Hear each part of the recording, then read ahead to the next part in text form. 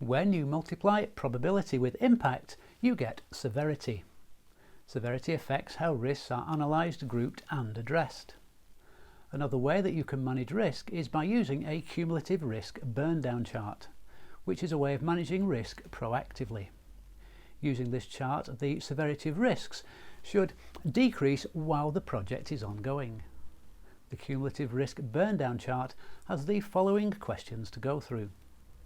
For a specific project duration, is the total risk level for the program or project becoming higher or lower? Did the risk severity levels increase or decrease?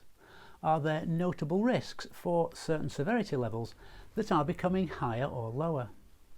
And are there instances of new risks cropping up during the program or project? There are a couple of steps in creating a cumulative risk burndown chart. First, design the risk burndown table for a specific duration with, for example, dates, risk categories, risk title, impact, probability and severity as categories. Second, using a spreadsheet program, make a graph with the table data created from the first step. Third, update the risk burndown information to display activities for risk mitigation and tracking. The process of analysing risk needs the assignment of numerical values for impact, probability and severity, since these would measure the risk in the chart. You can come up with responses to the risk according to the information derived from the process.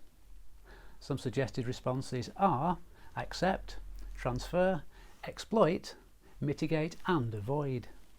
The charts and graphs produced may be used to monitor the risk of an entire program or for a specific project.